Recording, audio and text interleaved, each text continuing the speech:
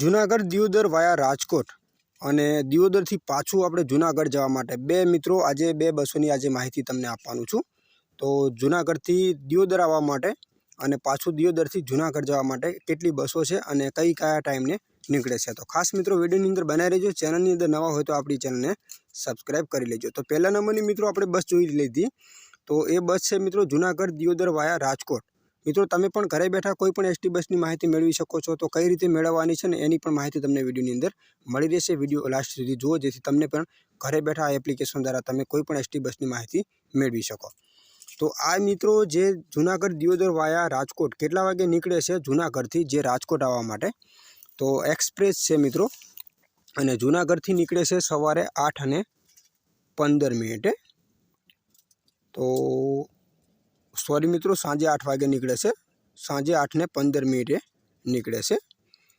જે મિત્રો તમને આખી નાઇટમાં નીકળવાની છે। તો જુનાગઢથી 8:15 નીકળે છે। તો ક્યાં થઈને નીકળશે તો જેતપુર તમને મળશે 8:55, વીરપુર ગોંડલ 9:15, ગોંડલ 9:40, રાજકોટ તમને મળશે 10:40, ચોટીલા 10:45, ચોટીલા હાઈવે 11:35, મૂલી 12:15, સુરેન્દ્રનગર 1:25, પાટડી 1:30, શંખેશ્વર 1:45, સમી 4:15, રાધનપુર 4:50, ભાભર 5:20 અને દિયોદર મિત્રો 6:10 સવારે તમને પહોંચાડી દેશે। તો હવે આપણે સર્ચ કરી લઈએ દિયોદરથી રાજકોટ જવા માટે। તો મિત્રો એપ્લિકેશન કયું છે પહેલાં તો એ જોઈ લો। તો એપ્લિકેશનનું નામ છે GSRTC, આ એપ્લિકેશનનું નામ છે। એપ્લિકેશનને જેવું તમે ઓપન કરશો એટલે તમારી સામે આ ટાઈપનું પેજ આવશે। તો આ બોક્સ છે એની ઉપર ક્લિક કરીને તમારે અહીંયા સર્ચ કરવાનું છે।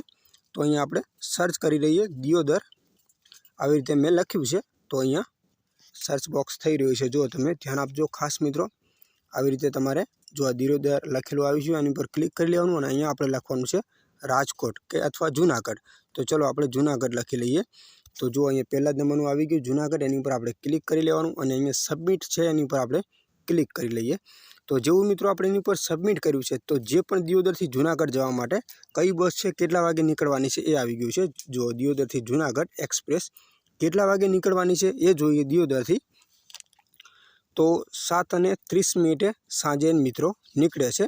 જે ક્યાં થઈને મિત્રો નીકળશે તો ભાભર 7:57 મળશે, રાધનપુર 8:30 મળશે, સમી 9:05 મળશે, શંખેશ્વર 9:40, પાટડી 10 વાગે, સુરેન્દ્રનગર 11:25, મૂળી 1:40, ચોટીલા હાઈવે 2:30, રાજકોટ 3:20, ગોંડલ 4:25, વીરપુર ગોંડલ 4:30, જેતપુર 4:40, જુનાગઢ 5:35 મિત્રો તમને પહોંચાડી દેશે।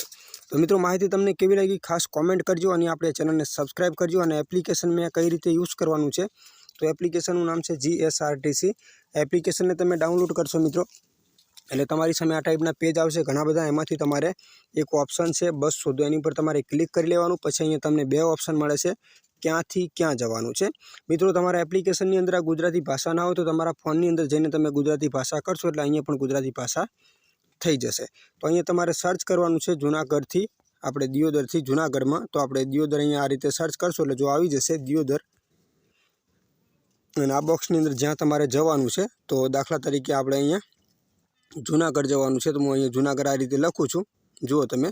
તો જો આ જુનાગઢ આવી ગયું એની ઉપર ક્લિક કરશો અને અહીંયા સબમિટ ઉપર ક્લિક કરશો એટલે જે પણ બસ હશે ને તમારી સામે આવી જશે।